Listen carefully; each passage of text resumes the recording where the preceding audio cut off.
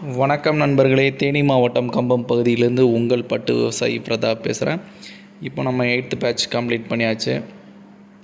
100% complete பண்ணியாச்சு நண்பர்களே. அதாவது நம்ம முழுமையாக கக்கூன் கட்டுற வரைக்கும் நம்ம வீடியோ பார்த்துட்டோம். ஸோ முழுக்க பார்த்தீங்க அப்படின்னா வெற்றிகரமாக இந்த 8th பேட்ச் கம்ப்ளீட் ஆகிருக்கு.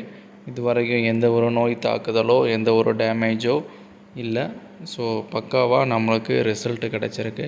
இதுக்கு அப்புறம் நம்ம என்ன பண்ண போகிறோம் அப்படின்னா, வலைகளை எடுத்து கொஞ்சம் காத்தோட்டமாக இருக்கிற ப்ளேஸுக்கு அப்படியே வந்து எடுத்து மாற்றிடுவோம்.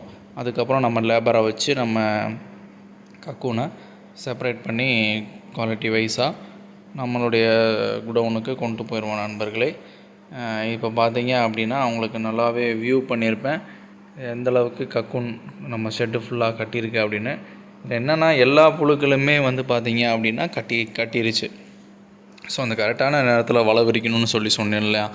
ஸோ அதே மாதிரி கரெக்டான நேரத்தில் விரித்ததுனால எல்லா புழுக்களுமே வார்ம்ஸ் எல்லாமே என்ன பண்ணியிருக்கு அப்படின்னா அந்த வெற்றிக்காய் மேலேயே வந்து மேலே ஏறி கூடுகள் வந்து முழுக்க கட்டியிருக்கு. இலைக்கூடுகள் நம்மளுக்கு ரொம்பவே வந்து ஒரு 10% தான் இலைக்கூடுகள் நம்ம இதில் இருக்குது.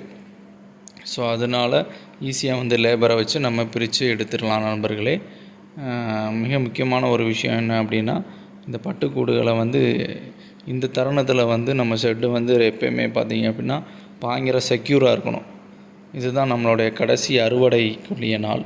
இந்த அறுவடை நாட்களில் என்ன நடக்கும் அப்படின்னா, நம்ம கொஞ்சம் சிந்தனை மாறிடுச்சு அப்படின்னா, இதோட அக்கறை மாறிடுச்சு அப்படின்னா நம்ம வந்து மறந்துடுவோம். செட்டை அடைச்சோமா இல்லை அதுக்கு வேறு எதுவும் ஓட்டைகள் இருக்கா என்னன்னு சொல்லிவிட்டு நம்ம வந்து ரொம்ப வந்து கவனமாக வந்து நம்ம கக்கூனை வண்டியில் ஏற்றுற வரைக்கும் ரொம்பவே கேர்ஃபுல்லாக வந்து நம்ம எந்த அளவுக்கு செக்யூர் பண்ணுறோன்றது ரொம்ப முக்கியம்.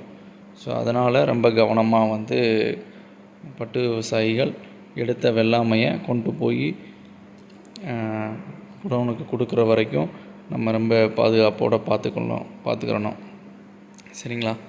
இதில் வேறு எதுவும் சந்தேகங்கள் வேறு எதுவும் இருந்துச்சு அப்படின்னா ஃபோன் பண்ணியும் கேட்கலாம், நம்மளோட சேட் பண்ணியும் பேசலாம் நண்பர்களே.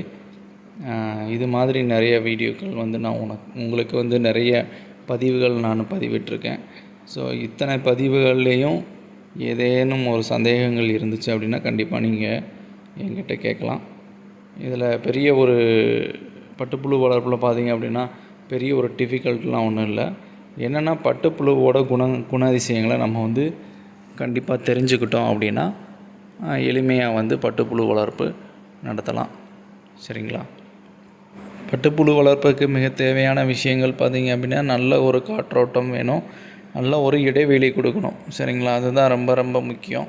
இடைவெளியும் காற்றோட்டமும் இல்லைன்னா பல வியாதிகள், பல தொற்றுகள், பல இன்னல்களுக்கு இந்த பட்டுப்புழு விவசாயிகள் அனைவருமே வந்து பாதிக்கப்படுவாங்கன்றத விவசாயிகள் அனைவரும் கருத்தில் வச்சுக்கணும் நண்பர்களே.